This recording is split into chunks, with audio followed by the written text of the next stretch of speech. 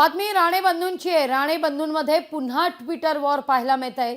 मंत्री नितेश राणे यांनी आता एक्स वर एक पोस्ट करत आमदार निलेश राणे यांना युती धर्माची आठवण करून दिलेली आहे। नितेश राणे यांनी एका कार्यकर्त्याचा व्हॉट्सअप चॅटचा स्क्रीनशॉट शेअर करत महायुतीतील कार्यकर्त्यांना धमकावणं अयोग्य असल्याचं मत व्यक्त केलंय। पाहूया आपण नेमका काय हे ट्विट करण्यात आलंय। आदरणीय निलेशजी, आपणच काही दिवसांअगोदर महायुतीबद्दल बोलला होता। आता आपल्याच मित्र पक्षाच्या पदाधिकाऱ्याला धमकावणं बरोबर नाही। शेवटी आपण महायुतीचे घटक आहोत, असं नितेश राणे यांचं ट्विट आहे।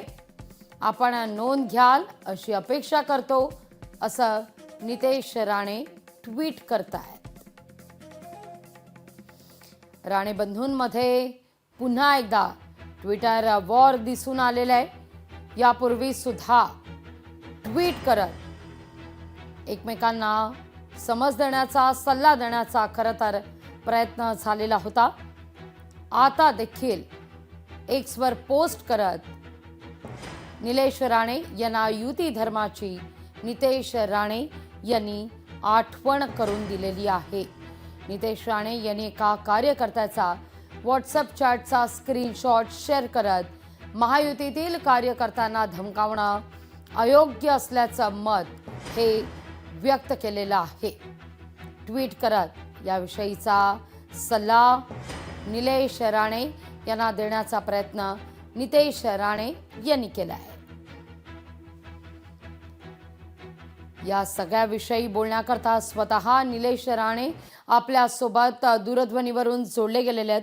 नमस्कार निलेशजी, स्वागत आहे तुमचं लोकशाही मराठीमध्ये। पुन्हा एकदा राणे बंधूंमध्ये या निमित्तानं ट्विटर वॉर रंगतंय की काय, अशी चर्चा सुरू झाली आहे।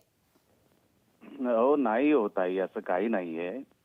बघा, आमच्या दोघांमध्ये तेवढी मॅच्युरिटी आहे, आम्ही आमच्या त्या थॉट प्रोसेसला फ्रीडम आहे, आम्ही एक्सप्रेस होतो आणि त्याच्यामध्ये काय वाईट वाटण्यासारखं काय नाही। आणि कुठलाही विषय जर आम्हाला बोलावासा वाटतो तर आम्ही बोलत असतो, तर त्याच्यामध्ये वॉर वगैरे असा काय लांब लांबपर्यंत संबंध नाही हो।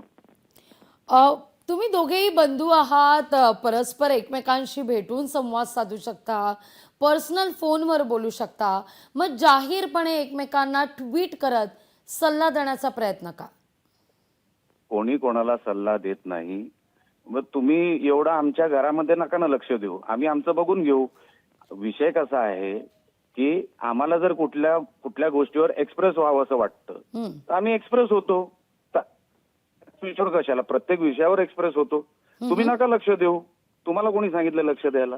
आणि विषय माझ्यात आणि माझ्या भावामध्ये आहे। आमच्या घरामध्ये आम्ही कोणी प्रोफेशनली एक दुसऱ्याला कुठल्याही विषयात थांबवत नाही, बरोबर। त्याच्यामध्ये मीडियाने लक्ष द्यायची काही गरजच नाही, आम्ही आमचं बघून घेऊ। निलेशजी, अगदी बरोबर आहे तुम्ही म्हणताय ते, मीडियानं यात लक्ष घालण्याची आवश्यकता नाही। पण जेव्हा एक लोकप्रतिनिधी म्हणून नितेश राणे, केवळ बंधू म्हणून नाही, तुमचे लोकप्रतिनिधी म्हणून जेव्हा नितेश राणे ट्विट करतात तेव्हा मात्र ते ऑफिशियल ट्विट मानलं जातं आणि त्याची बातमी होते। याकरता तुम्हाला प्रश्न विचारला म्हणून लक्षात घ्या, आम्ही जसं म्हटलं लोकप्रतिनिधी आहे, तो त्याला एक्सप्रेस व्हायचा अधिकार आहे कुठल्याही विषयावर।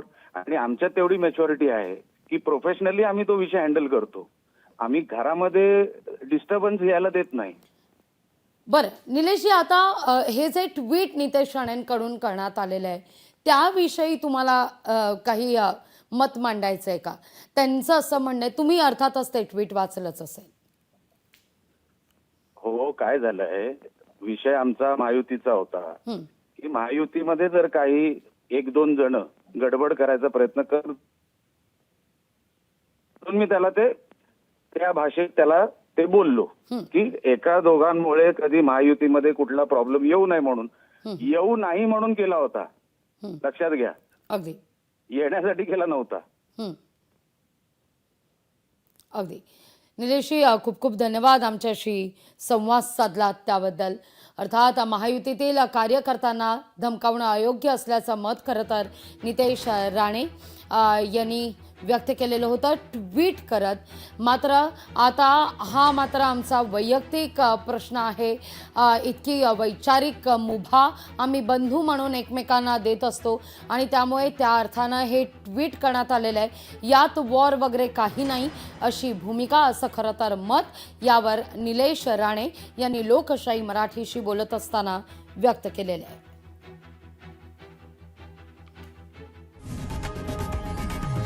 लोकशाही मराठी ऐका, पहा, जागरूक रहा.